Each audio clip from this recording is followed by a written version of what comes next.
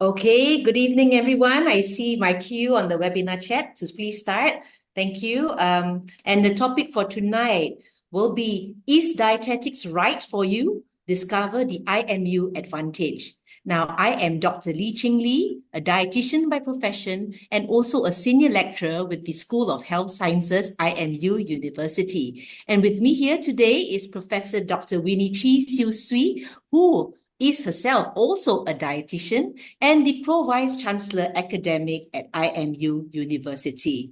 Now, from 8:04 p.m. towards about 9 p.m., you will find out more about dietetics as a profession, but not through the old lecture style, but we will be doing this through a chit-chat format, whereby I will pose Professor Winnie Chee some questions, and she will then share her insights to answer those questions. Before we proceed, let me remind you of a few housekeeping rules. Now, you will notice that your microphone is actually muted. And if you have any questions or feedback, we would love to hear from you. And you can do this by typing your questions and feedback into the question and answer panel right at the bottom of your Zoom page. Okay. And this live webinar will be recorded. So without further ado, maybe Prof Winnie, good evening. Good evening. Good evening. Now, you have a very long biodata, a really extensive CV. So can you tell us a little bit more about yourself and your involvement in the dietetics profession? All right. Thank you very much, Xingli, and good evening to all our attendees at this webinar. It's really good to see so many of you interested in our profession of dietetics. So let me introduce myself. I graduated with a basic degree in dietetics from the National University of Malaysia, or University Kebangsaan Malaysia. That's like 30 years ago. So there goes, you all know how old I am. Then I did my master's and I did my PhD because I wanted to pursue a career in academics. On which then I joined UKM also as a lecturer back in 1995. Then in 2008, I left UKM to actually kickstart the new program of dietetics in IMU. And that was way back in 2008. So I've been with IMU for almost 16 years now. So I was one of the pioneers in the IMU Nutrition and Dietetics degree development, together with you, actually, Ching Lee, right? Yeah. Remember those days when we first started the degree? And I think since then we've not looked back. But what's important, I suppose, is that although I'm now an academic and I do research, I teach, I also do curriculum development and so on. But I've always kept my practice as a dietitian. Even when I was at UKM, I was practicing in the hospital. And now at IMU, I practice at IMU Healthcare. Now, my passion for the profession began soon after I joined academia. And that was because I saw that we started the Malaysian Dietitians Association. So I was one of the founding council members way back in 1994. Then I took leadership of the association as the president for a short while, way back, I think, 2014 or something, I can't remember now. But then when I took over as president, I was there for 6 years, and I just recently handed over the presidency. And I remain in council because I firmly believe that I can contribute still to our profession. And I'm very happy to also tell you that I'm now serving in the Council for Malaysian Allied Health Profession Council. And this is where we regulate allied health professions, including for the dietitians. So I've had a good 30 years of career in dietetics, Jingli. Wow, that's a lot. You've achieved so much, in just 30 years. And I can really see the passion you have for dietetics, the time, the effort you've invested, and not only to grow yourself, but to grow the profession. So what is the driving force behind all of this? I think the simple answer, straightforward answer is that I see a lot of room of growth for our profession, and also the impact of food as medicine, if you like, or we call them medical nutrition therapy now, right? So in our field, there is actually overwhelming evidence that medical nutrition therapy, that means using food, right, to prevent diseases, to manage diseases, to help someone who's perhaps had burn or had a trauma in the hospital, and they need nutrition in order for them to recover faster. I see the power of food and nutrition there. And that's one. Number two is also the person who's actually qualified to deliver this medical nutrition therapy are dietitians. And we are often so misunderstood. People think that dietetics, you must be talking about weight loss. That's all you do. Or you tell me what to eat and what not to eat, and that's all. Actually, they don't appreciate that our profession is really the expert to deliver medical nutrition therapy. We are a clinical profession, right? And I see also young people who's interested in this field, and our profession still has a lot more to grow. So that's what drives my passion. Okay, when I came out as a dietitian, nobody knew what dietitians is.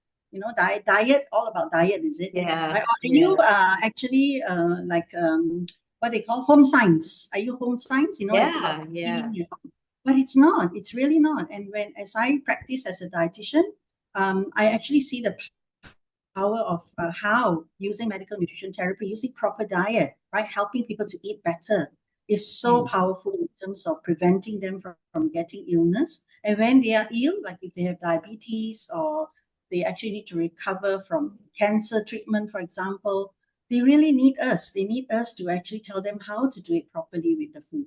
And food is life, it's life.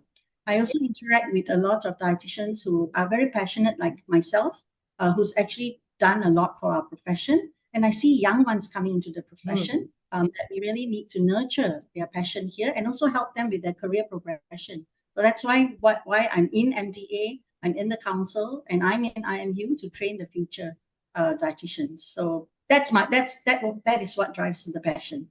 Yeah, just to grow dietetics because it's just so important.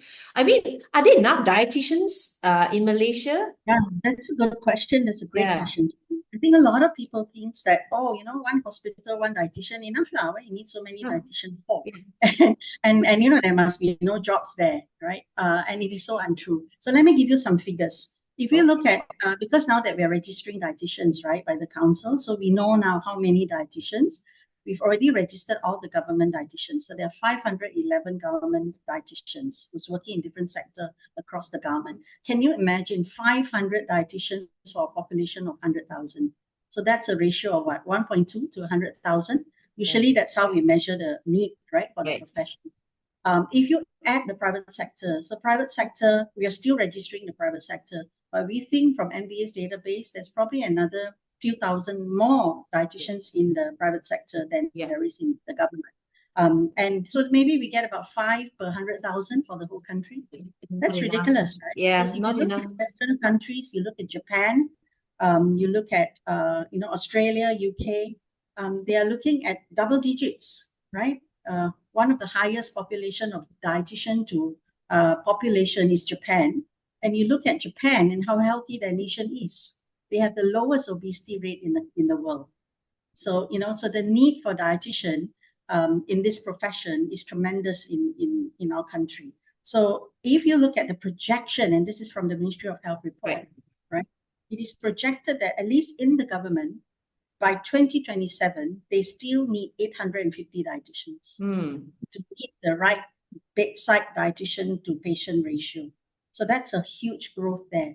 And at the same time, for the whole country, we predict that by 2030, we probably need about 3,500 to 4,000 dietitians to meet the same ratio as you would see.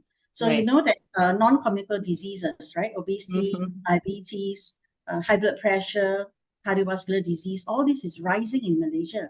And these are all lifestyle-related diseases, So if we get more people like us, who are experts in food and nutrition, to come into to develop this profession in the country, I think we can do so much more in terms of helping our nation to prevent and manage some of these chronic diseases better. So this has been the message that we have been having a discussion with with policymakers and all that. How can we fill up the position more for dietitians?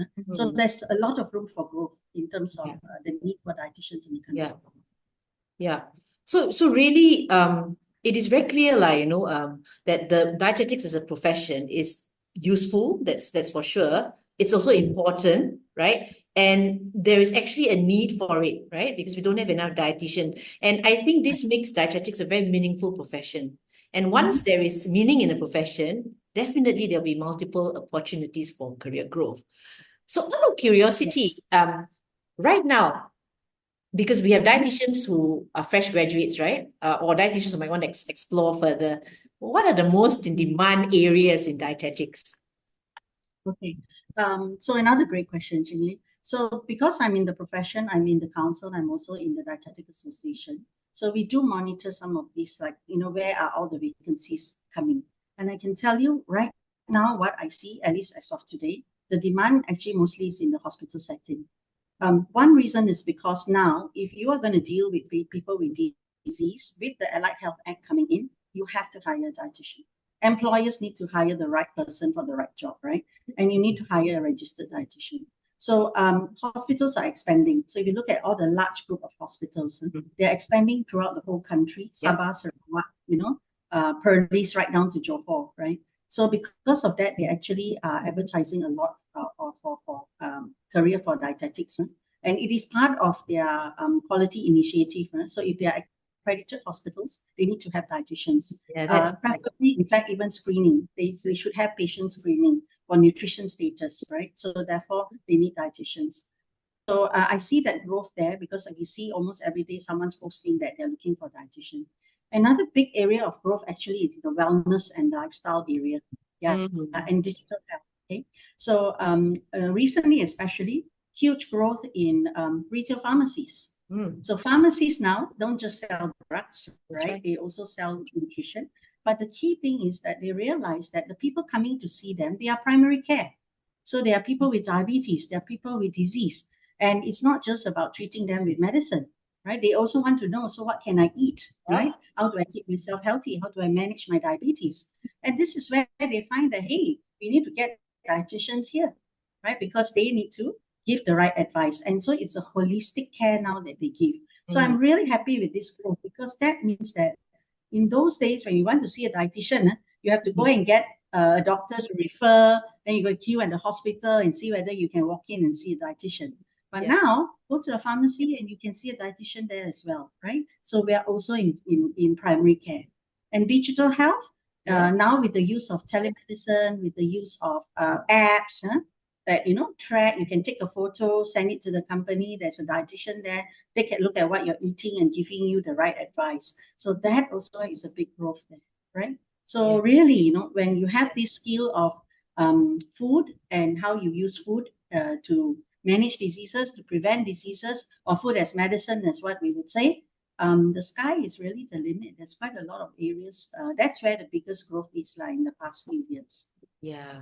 I suppose everyone eats, So because everyone eats, right? And dietitians are the food expert, right? And that's where it's very good for the profession.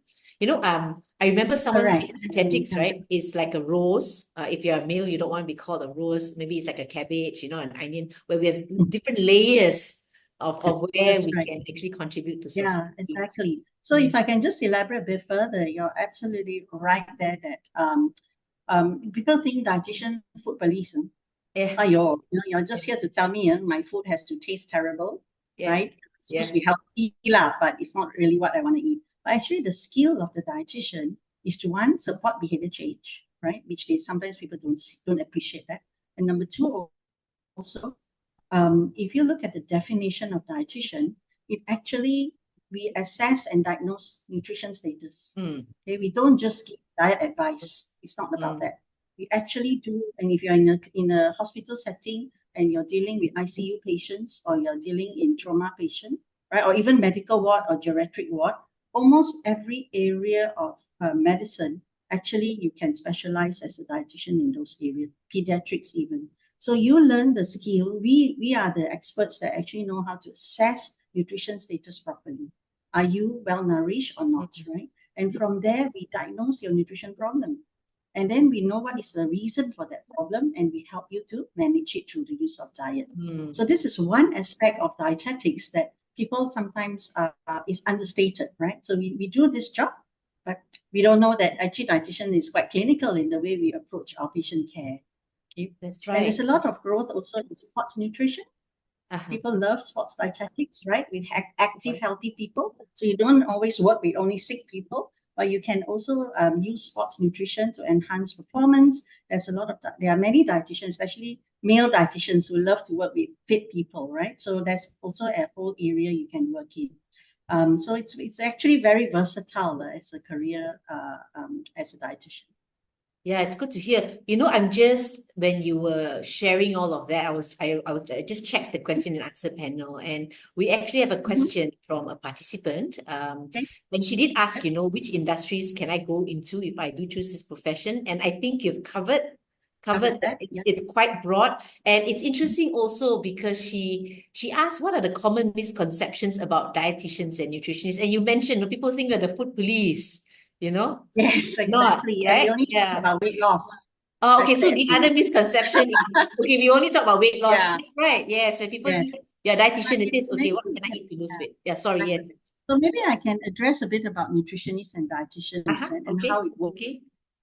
globally, because I see that we have some global participants as well, right? Mhm. So for these our two professions, we are like sister profession.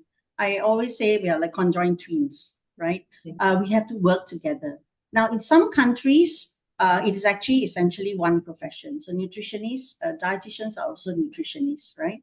So and there's a nutrition and dietetics degree. So they see that as one profession.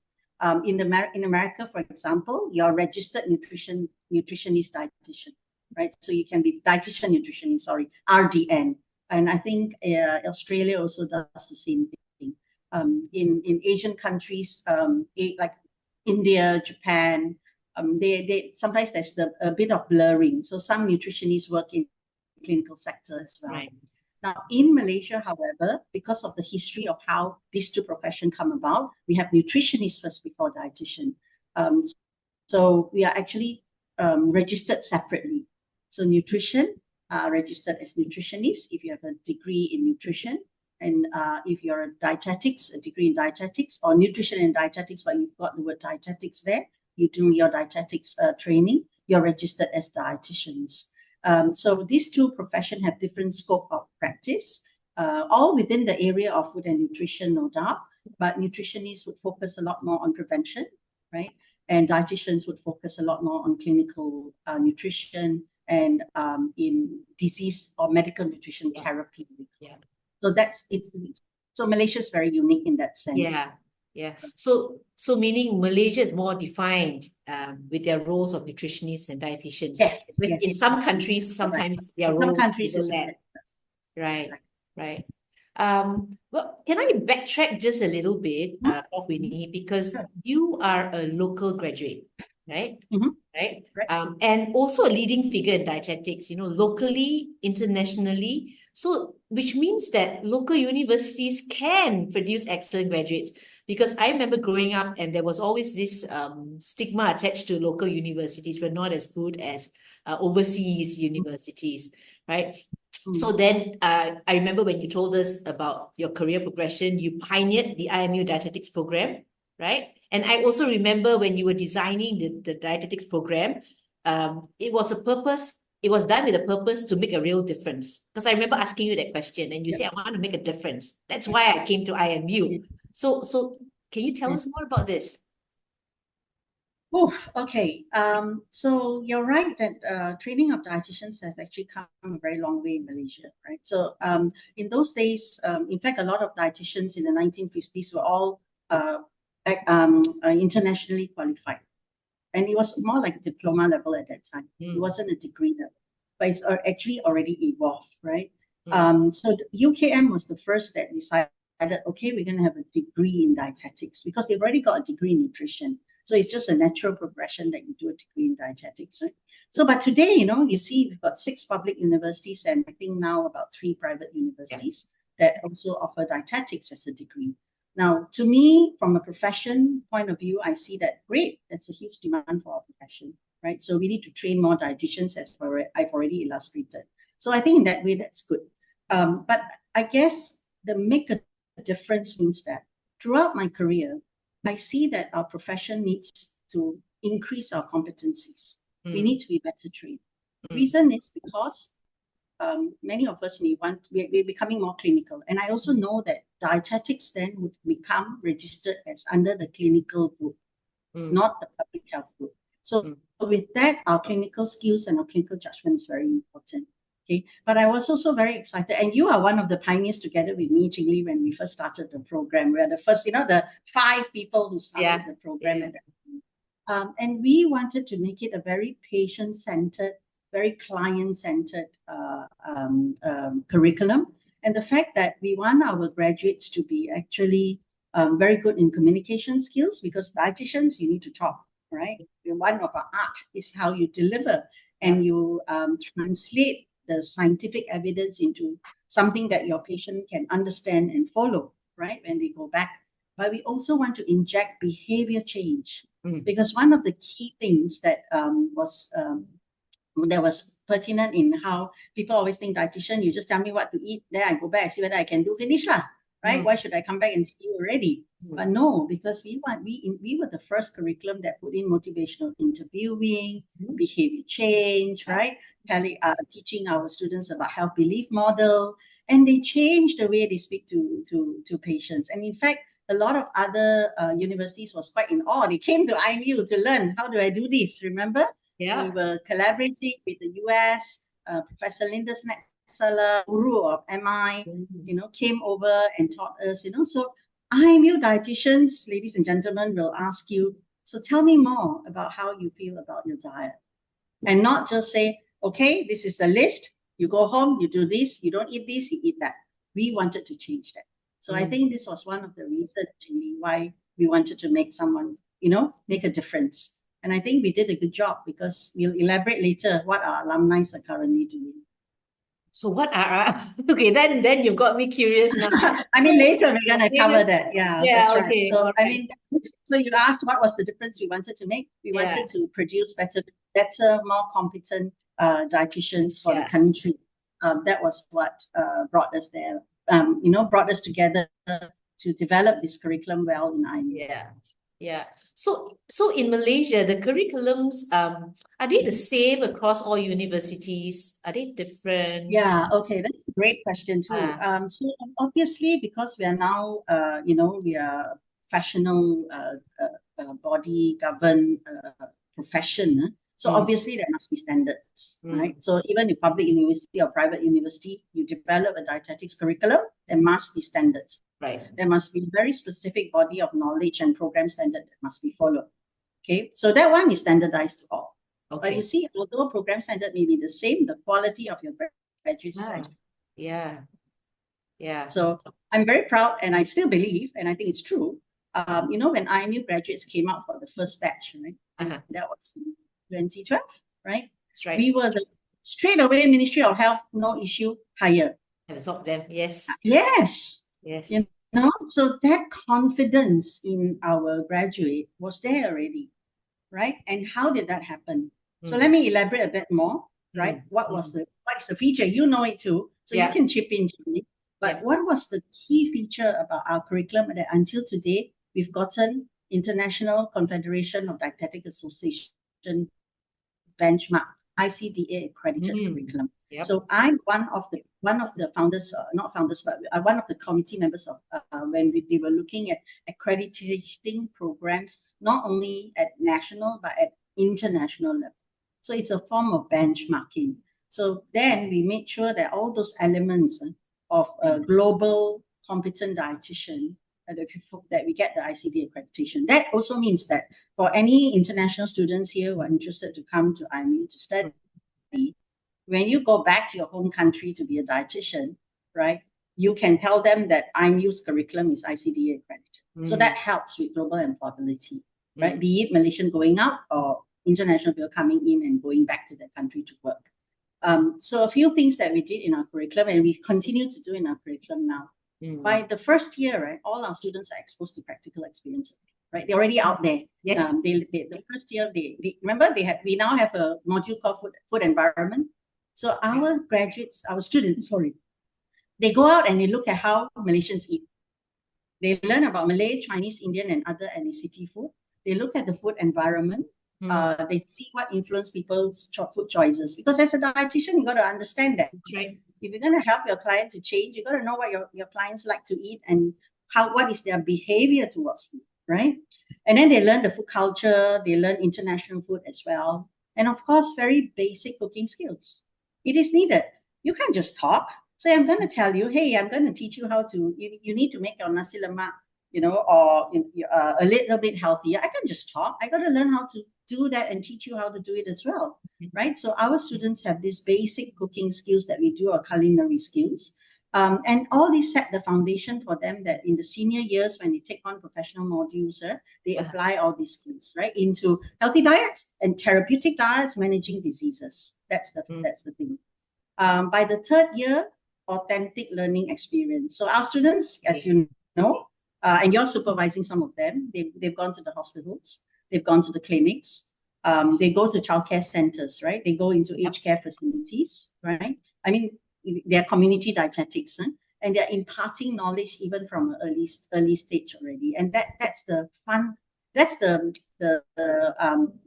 beauty of what we see, how our curriculum is transforming life, even when the students are still not yet in their final year, right? So I can, you're smiling away, so I think you know exactly what, I mean, you are now supervising the student in those areas. They go to dialysis center, they go to special needs. So if you're really passionate about children and special needs children, and how does diet help autism, how does diet help people with different disabilities, our curriculum has it for you, right? So one practical hands-on learning, okay?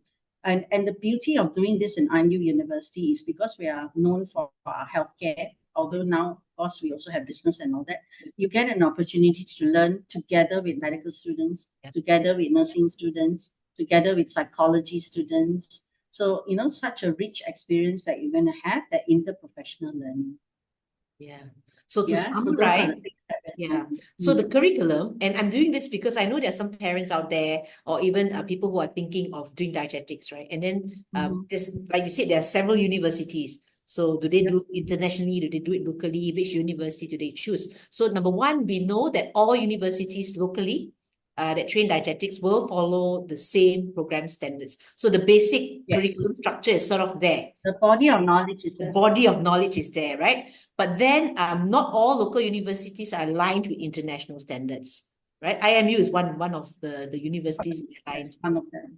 Yeah, right? Yeah. And I think the most important take-home message, and when I say take-home, it doesn't mean that we've ended this session. It's only this small section of discussion, right? We've got a lot more going on. Is that if you want to graduate with a competitive edge, you have to look at how the curriculum is delivered. So how will you learn? You got to ask that question, right? Will you be exposed, I think, most importantly, to real world learning, right? To give that context, and also your interaction with other healthcare disciplines, because that will really set you. Right. Yeah. Yes, and I think to add on to that, right, Ching-Li, the dietetics degree, what sets it apart from other nutrition, for example, is that nutrition, their final year, they will be doing a lot of prevention. They're in the health clinics, they're also in the community. But in dietetics, you will do clinical dietetics, right? So it's one whole year of, for IMU, we have set up a student diet center, meaning it's our own clinic, okay? So it's our own center where public comes, right, and they can get free advice from the students, supervised by qualified dietitians, to know about how do I manage, let's say, okay, body weight is one. How do I manage my weight loss? Okay, if I've just had surgery, what should I do to recover faster? If I've got cancer treatment, how can I, eat better and so on? How do I overcome the side effects of the treatment? They can come, and we've already seen 140 patients so far in our student diet center. This is the final year students doing hands-on practice. Then they go to the hospital, which is our training ground in Hospital Tunku Jaafar in Seremban, and they do all the various rotation and discipline into medical, surgical, pediatrics, ONG, and so on. And the beauty of it is we've got this 1 month, right? This 4 weeks. You can do specialized area in dietetics, and you don't have to do it. You no longer do it in our setting. You do it outside. You can go to private hospitals to do it, or you go overseas. And I think that's the best part, that we've got students who have taken our mobility fund and get that dietetic experience to see how is dietetics practiced overseas, right? And they come back with very rich experience as well. Now, besides the curriculum, I think something that everyone should actually take account. Who are your trainers? Your lecturers is very important. You don't want to join a program where the lecturers are inexperienced. Okay? And it's very hard. All our lecturers are PhD. That's number one. Number two, they all come with at least prior experience of being a dietitian. So yourself, right? Dr. Kani, a few of our lecturers that we have, they are all working in Pantai. They were already being dietitians, head of department, and they decided to switch their career and come and train young people. Okay, so that's why they are here. And if you learn from people who are experienced, it makes a huge difference to your competency. Okay, and that's why our alumni is doing well out there. So I think it's very important to say, oh, it's okay lah. As long as I get a dietetics degree, doesn't matter. Yeah. Actually, it matters a lot. Because when you seek employment, it matters a lot. Because we all know in our profession, which are the universities that produce better quality graduates, right? So I think that's key, that we should take into account on that. And in IMU, we have our credit transfer. So if you don't wish to graduate in an IMU degree, you can actually go to Griffith University in Australia, University of Newcastle, our long-standing partner in Australia, and also Rutgers State University. That one you do after graduation, Masters in Clinical Nutrition, registered dietitian in Australia, in the US. And RD in the US, worth a lot of, you'll be very marketable if you proceed with that. So I think this is where it is important that we have that international experience for you if you want to go on to work in, to graduate from another university overseas. But the beauty, you come back to Malaysia, you still can register as a dietitian in Malaysia, right? Because these are all accredited institutions that's recognized for dietetics by the Malaysian government. Yeah, so that's very important. Okay, so I'm going to play, I'm going to play devil's advocate a little bit because you're from IMU, I'm from IMU. We love the university, we love our program, so we sing praises about it, right? The proof, they say, is in the pudding. So here the proof will be in our alumni, right? So yeah, that's right. Yeah, how successful are IMU's dietetics alumni? Well, of course, again, they now, yeah. Yeah, we may be biased, but I think because I've got an overview of, I sit in curriculums of other universities as well, and of course, with the council, we go through different curriculums as well. Now, I must say that we're not putting down other universities. There are some very good universities with very good, very good curriculums as well, right? But for IMU, one is that I think, if I'm not, and I'm not wrong here, number one, our first batch of graduates that came out, they are already in the Ministry of Health, and they've actually moved up in their career as well. Okay, and then we are also, our graduates was the first to set up a private dietetics clinic, in the retail pharmacy. That was like 10 years ago, I think, right? And then they also now set up their own dietetic services. Digital dietetics online, they are there. Food industry, I think somebody asked whether with this degree, can I join the food industry? Absolutely.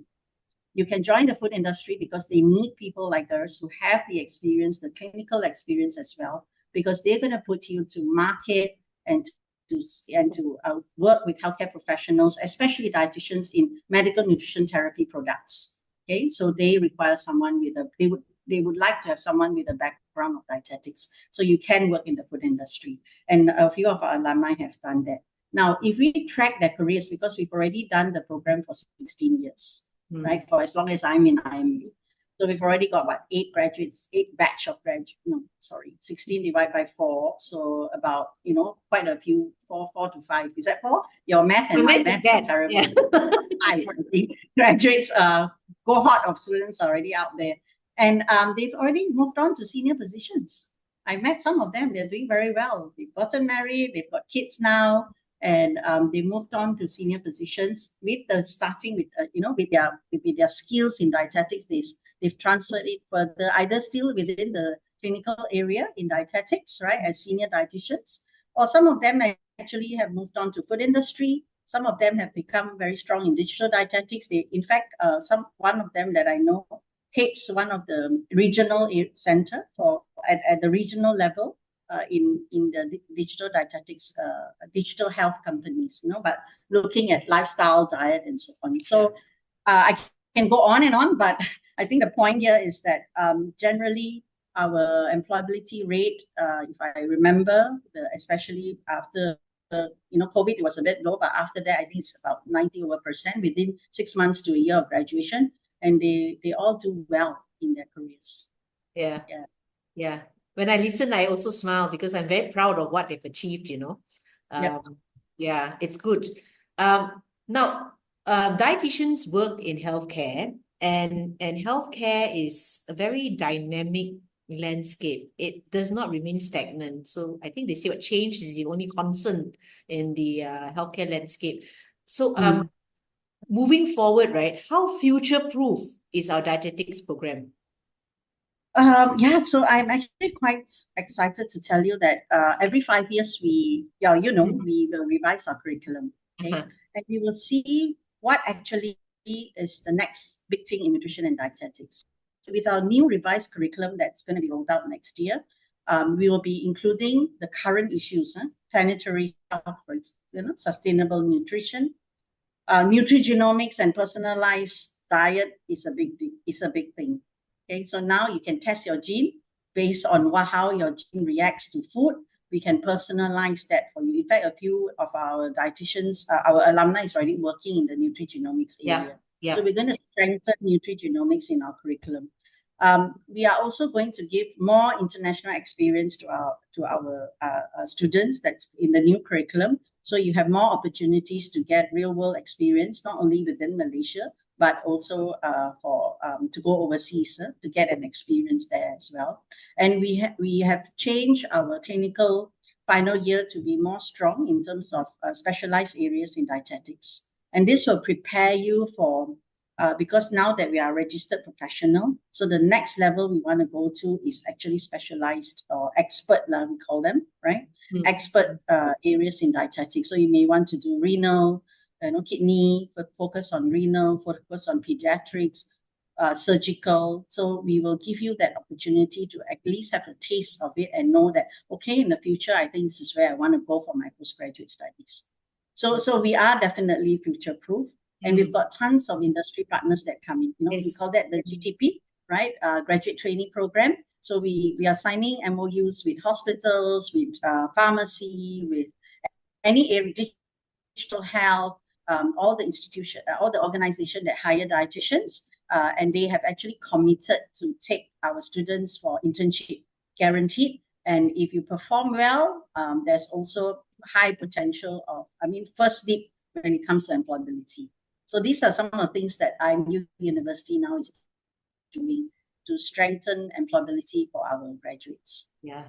So it looks like we are prepared for the next, I would think, decade or so. Yes, but it's also absolutely. very heartening to know. I guess this is for students, and not for me because it increases my workload. But every 5 years, once we will review the whole curriculum and we'll future-proof it again, and that takes hours every of 5 our years time. we will do it. Yes. Absolutely. Yes, Correct. that's right. And because the profession, if I can share, MDA, and we're actually now setting a set of competencies, right? Which is a must-have for entry-level dietitians. And this cuts across the whole profession because we want to elevate the standards of dietetics in the country with registration. And we will soon have practicing license that we need to renew every 2 years as well, right? Because at the end of the day, dietitians work with patients. Patient safety always comes first. So we got to make sure that our clinical skills is top notch, right? We don't want to give the wrong diet and cause allergy, cause untoward things that are not good for our patients. So patient safety and professionalism is something we want to hold at. We will hold at a very high standard. So because of that, I think that's why I say having the right faculty is very important, because many of us sit in different committees that is involved in professional body, involved in specific areas of expertise, like yourself, Lee, you're very much into diabetes, obesity. So you know the circle, people know you, and they what's coming, right? So that's where having experienced faculty is so important, because then you make sure that the students are trained well, and when they go out there, they're not like, I don't know what this is all about. It will never. In fact, our students, we've gotten a lot of feedback from our industry to say, hey, your student will not just ask me how this thing, what is this instrument. They'll actually tell me, how do you know that this is actually valid? Those kind of, that's the quality of the graduates that we have. They are critical thinkers and problem solvers, and I think, and good communicators. So I think this is the sort of curriculum that we have. Yeah. In fact, the three skills you just mentioned there, critical thinking, problem solvers, and communicators, that's artificial intelligence proof, So Yes, that's right. ChatGPT cannot replace it. yes. A lot of people are frightened. True. They fear artificial Yes, intelligence. yes. Now, I'm going to put you in the hot Yes. seat, Prof Winnie. I'm going to ask you a hot seat question. It's about ROI, return of investment. Today's job market isn't exactly a bed of roses. Prices, everything's, sky high. What's the job market like for dietitians now? Okay, well, as I say, job market is there, all right? The potential to be employed is there, okay? Now, of course, it's a bit competitive, perhaps, because, well, as I think I counted, 8 universities producing dietitians, right? Dietetic graduates. So you can't help but we have to be honest that there will be some competition. So that's why we must prepare our graduates well, right? So that you are the preferred employee. So if you walk to an interview, because of how you carry yourself, because of what you've learned in your curriculum, then you get through the interview and you get the job, right? But again, no university can guarantee that you're definitely going to be employed. It's all back to the graduate, the competencies as well.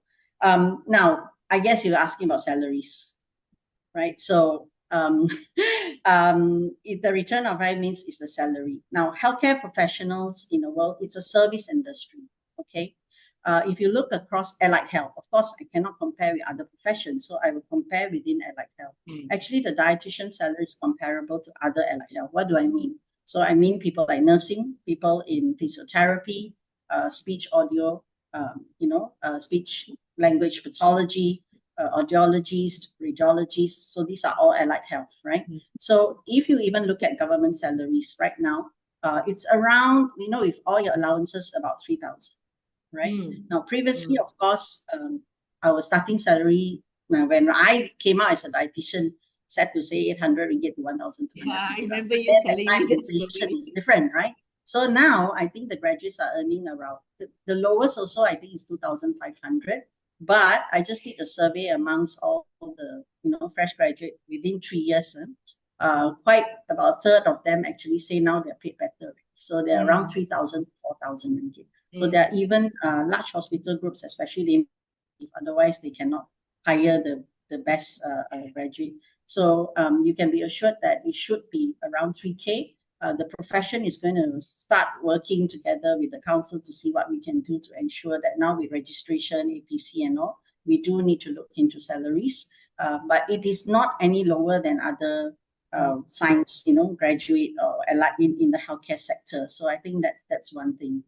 There are hospitals and also organizations that pay up to 4,000 for a fresh graduate. So look out for that one, but they will want the best graduate. Okay. So comparatively, it's okay. But, we did a survey amongst MBA members, right? That means these are dietitians who worked about 5 years to about 10 years in their career. They're quite satisfied with their salary. Of course, the junior one, not so satisfied, but as they grow into their career, it's okay. I mean, not going to be poor, right? So you can live a comfortable life. And from that survey, we found that 85% of dietitians actually say they're quite satisfied with their jobs. So job satisfaction is quite high. So when we ask why is job satisfaction high, number one, they love the teamwork that they do. Because dietitians, we are people person, right? So you work in a team one. So they love that team working. Secondly, autonomy.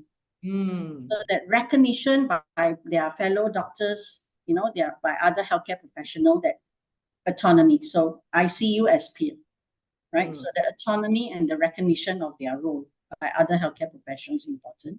Job security, okay? And many dietitians have leadership opportunity. So they climb. They get to head of departments, right? either food service or dietetic services or even in other organizations. We have dietitians who are CFOs and GMs, right? That's Because it was a stepping stone, they show the leadership skill and then they move on further. Like any other profession, they move on to higher position from there. And 30% of them said very good opportunity to be promoted. In fact, I just spoke to one of the company. They said, well, if you perform well within a year, you get your salary hike. Okay, so just like this is private sector, right? Okay, and of course, another important point for them was opportunity to improve their clinical skills. So they get a lot of opportunity to attend CPDs, right? Continuous learning, right? To develop their areas of dietetics they are interested in. So a lot of factors that's why 85% very good job satisfaction. So you got to see beyond just the salary, and the salary is just the starting pay. After that, it counts. You perform well, it's okay. Yeah. I really like the sharing of your survey because 85% satisfaction is pretty high. Good. Yeah, and this survey had about 200 dietitians. Yeah, because in today's job market, you see a lot of people just changing careers very quickly because they just can't find that balance or that satisfaction. So having good salary definitely has its tangible benefits, but I think does not necessarily lead to job satisfaction, right? So there are other factors, and I think the dietetics profession does have elements or a setup that provide those absolutely the long-term and now with practicing license kicking in soon, hopefully by next year, then to renew your practicing license and all that, of course you have to show your competency is there, so you have to go. There's always opportunity to learn, to grow and learn. Even until today, I'm still learning, you are still learning. Right? It doesn't stop. Learning doesn't stop. Correct. Okay. We sort of have come to the end of this live talk. Now I'm just going to check very quickly in the chat box if we have anything. I think we had a participant raise his or her hand just now, but the hand has been put down, so that's okay. In the Q&A box, there were two questions which we've answered just now, in between our chat, right? So that's been answered, and I don't see any more questions. So participants, we have about 9 minutes left. If you want to, you can start typing your questions or your feedback into the question and answer box, and we'll monitor that. But in the meantime, if you had a final advice to just wrap this whole thing out for people who want to be dietitians, what would you say? I guess a few things we should ask themselves. Number one, do you want to make a difference in people's life using food as medicine? Okay, so if your answer is yes, then dietetics gives you that knowledge and the skill to facilitate food and lifestyle changes that will help support improve health, right? So you must believe in the power of food, right, and diets to improve health. Number two, you have a passion for food. You must love food first. You're going to be a foodie, right? Okay, Yes. it's good if you're a foodie because, but then with dietetics, you learn how to be a healthy foodie, right? Who knows how to balance your diet with your lifestyle. But dietitians combine food and scientific evidence to provide practical solutions to help people to lead better lives by changing their diets and their behavior. So, you must have a passion for food. And the third thing is, do you like working with people or not? Because dietetics is a profession that is very people focused. Okay, so the career opportunities within the profession will require to work with individuals, with communities, with population, as well as with other healthcare professionals. So you must be a people person. Okay, and of course we have students who are quiet, who are a bit timid, but by semester 8, wow, transform already. Okay, because of all the training that we give, suddenly they're very confident to stand in front of an audience and give a diet talk, So even if you think you're very timid and, I'm not sure whether I can do this, don't worry, because we can actually train you up for all this. The fourth point is, if you want an internationally recognized qualification with a very broad job opportunities, then I think IMU is the place to come, right? Because of all the strength in the curriculum that I spoke about, that you can work across many sectors that is related to food and nutrition. And our graduates take up a lot of career opportunities. Our graduates also can work overseas, depending on each country and the regulation of the country. International students that come to us can actually get our degree and then go back to their home countries and work as dietitians, right? We will provide whatever support that you need in order for you to do that. And last of all, if you want to secure the security of a legally government protected profession, then dietetics is there. Because of our registration, we are accredited, we are registered a profession, and we actually hold a high standard of competency and professionalism because we renew practicing cert and so on. So we're actually at par with nursing, medicine, dentistry. Allied health now is also there. Okay, so I hope there's enough reason for you to consider dietetics as a degree. We would love to grow that profession with more people who are passionate about the profession, passionate about food, have a high standards of professionalism, and salary, stepping stone. After that, your career will grow. Correct. I mean, the need is there. It's very obvious, So when the need is there and when the profession has meaning, it will grow. It will continue to grow. Okay, now we have two questions in the question and answer box. One is about the dietetics program. So we take that first. And then the other one is about scholarships. The first one, can I work in the US since the program is recognized by the ICDA? Work in the US, okay. As a dietitian, yes. Yes, hang on.